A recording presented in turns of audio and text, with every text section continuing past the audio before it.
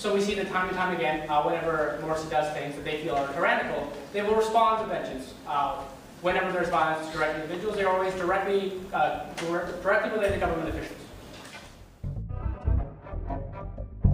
And meaningful discussion about what terrorism is. And we don't think this is terrorism. We think this is an essential part of the democratic process. We think on the whole, if you believe that their activities are going to be doing more good for Egypt in the long run, we think we should win this debate. We think if you recognize that the black bloc is a necessary tool to developing democracy, and that ultimately Egypt is better off because of their actions against the government, we think we deserve to win. Sure. We say that you, Mr. Speaker, people in the room, we think you as individuals should not consider them as terrorists. We think you should make a meaningful distinction between the actions we see within the black bloc and members of it, and we should see them as pernicious to Egypt as a whole. Before I do that, let me draw my case line. I haven't made any arguments yet, but you're very eager to go. Sir, first of all, we think democracy isn't about a majority. We think it's about representation. We think that's lacking in the new democracy of Egypt, and because of that, we create a system that is an extension of tyranny. So we're going to have a normative discussion about what's best for democracy in Egypt and what's best for the individuals of Egypt long run.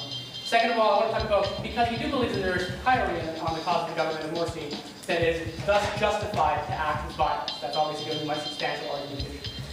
So first of all, so we think developing world and emerging democracies all the time, where you necessarily have a majority government become tyrannical and non-representative of the minority parties of the House. We think what you see in developed countries that have done democracy far along is they understand the system much better. They don't try to game it. They are in it for the long haul. They don't just want the short-term interests of the political party while they're reigning for 3 or 4 years. They genuinely want to have a good representation.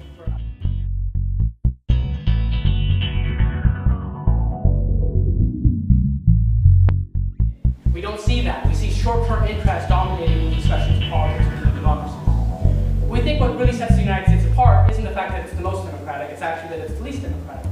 The amount of checks and balances that are within the United States, the judicial system, the House of Parliament, these are the things that keep the president in check. We think those are the things that lie to create good discussions and also try to respond to that bad tyranny with violence.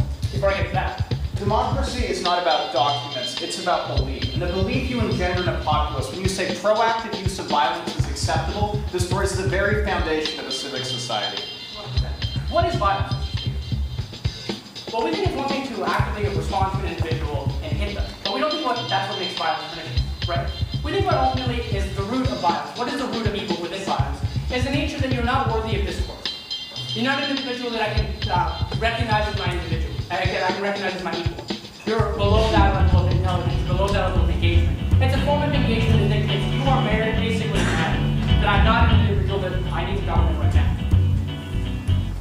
Are we just talking about it? No. We think the tyranny actually exists within Egypt.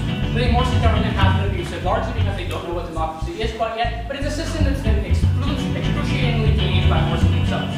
They cripple protesters. They install regressive policies like never before. We see the return of the burqa related to today. And that makes us devastating because that's not representative of the minority. It's only representative of a very small majority. Even within that majority, it doesn't necessarily represent their interests. I think a lot of individuals are unjustly forced to vote for the Muslim Brotherhood because the alternative was so closely tied to Mubarak. We don't think that's fair. We don't think you represent anyone in that state. Cry out because you don't have any other means. We think when an individual doesn't recognize you in the parliamentary floor, we think when an individual gains the system so they have a monopoly over media, and you have no other means to communicate your message, no other way to communicate your grievances, sometimes you have to commit to acts of anarchy. Sometimes you necessarily need to stop trains from running so that you get some coverage, so that someone in the world will say, who is the black bloc? Because I think if it's representative of the amount of suppression they have, then very few of us know who the black bloc is. I don't think that's incidental. I think that's the work of Morsi, individual news networks that refuse to recognize them as anything else than terrorists. But I think my partner Morgan, who is quite proficient with terrorism, is going to point out specifically on an ethical level, on a political level, why it is that there's vast amounts of distinction between them and terrorists. So because I think at the end of the debate, you're going to ultimately come to the decision that this is more hurting the status quo of the tyrannical government, because ultimately we believe that you're going to come to a conclusion that, like, at the end of the day, it was better that they existed. We're very, very proud.